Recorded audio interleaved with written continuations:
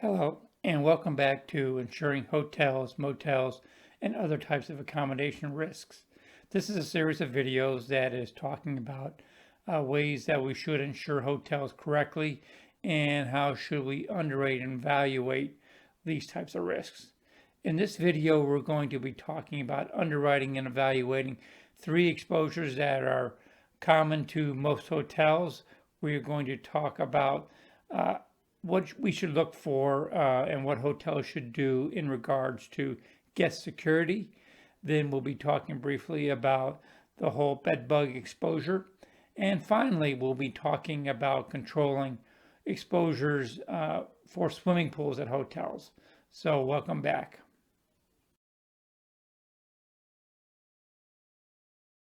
Welcome to our series on insuring hotels and other types of accommodation risks. In this video, we're going to be talking about evaluating exposures and controls for guest security, bed bugs, and swimming pools. Welcome back. Hotels and other types of accommodation types of risk, they have an obligation to provide both safe and secure environments for their guests. Various types of assaults are becoming more and more commonplace with these businesses.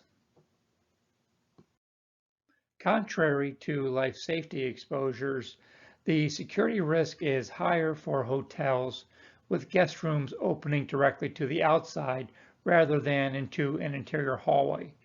It is much easier to control access to rooms if they do not open to the outside.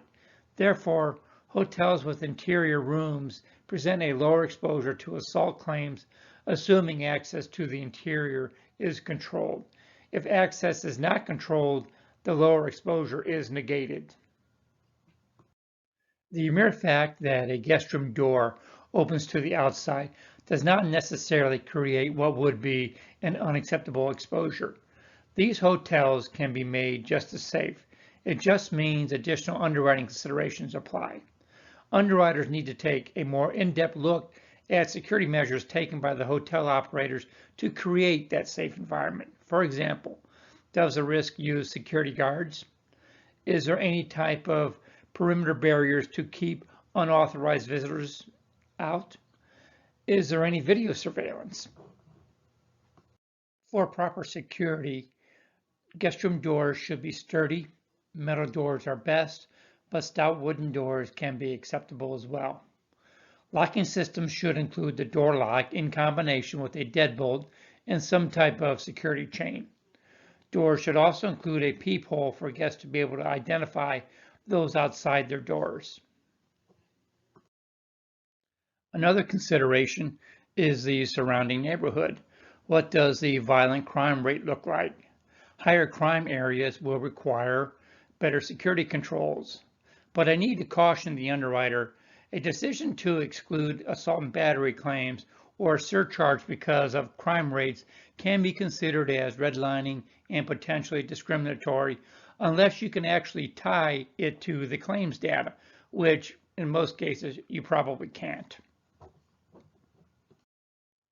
Bed bugs are a growing exposure for the accommodation industry. All you have to do is read through some reviews and you'll find that complaints seem to be exploding off of the pages. It's a growing issue, however, it's not a major issue, and it's an issue that is relatively easy to control and underwrite around. Think about it. The value of any bodily injury is relatively negligible. Yes, there is a possibility of a claim related to an allergic reaction to the bites, but it is a rather rare occurrence. In many of these rare instances, it's related to a continuous exposure to bites. Hotels rarely present an exposure to continuous biting, as guests are only staying there for a night or two usually. So the typical incident does not generate any dollar amount as the bites heal rather quickly. From an underwriting perspective, the exposure is virtually eliminated by application of a small deductible. Even a bodily injury deductible as low as $500 will be all it takes to remove the exposure. From a risk control perspective, it's really a maintenance issue. A good maintenance plan should incorporate periodic inspections for bed bug infestations, catching them early before it develops into a serious claim issue. In addition to an inspection program, a good pest control plan can be adapted to address the bed bug issues. From a risk management perspective, most complaints, which are really what the incidents are, can be handled effectively by good customer relations. Most complaints will go away if handled with a prompt acknowledgement of the complaint. Imagine the front desk clerk handling the complaint by responding, "I'm so sorry. We'll correct the issue right away. Here's a $50 gift card for a local coffee shop. Thanks for bringing this to our attention." Handling an incident this way will send most of the complaints away happy. Swimming pools are a standard amenity in hotels these days. Personally, I can't remember the last time I stayed at a hotel that did not have a pool or a spa. Swimming pools do create additional life safety exposures.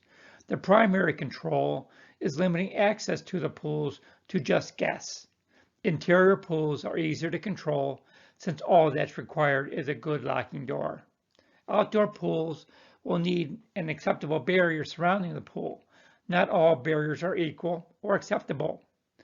Barriers need to be secure enough to make it exceedingly difficult for unauthorized individuals to scale. For example, a 3-foot tall chain link fence is not an acceptable barrier. Building codes would tell you that pools are required to have an acceptable depth markings and life preservers and such. But the reality is they do not really provide a heck of a lot of protection. I doubt young children even bother to notice the depth markers.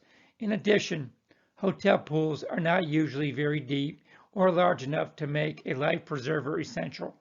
I'm not saying pools should not have the equipment available, but the amount of additional benefit is limited. That brings us to the end of this video. In the next video in this series, we will be exploring issues related to average room rates and occupancy rates. If you found this video helpful, please be sure to like it and subscribe to future videos.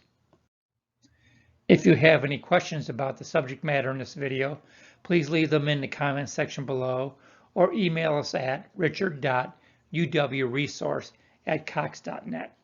Remember to like this video and subscribe to our channel.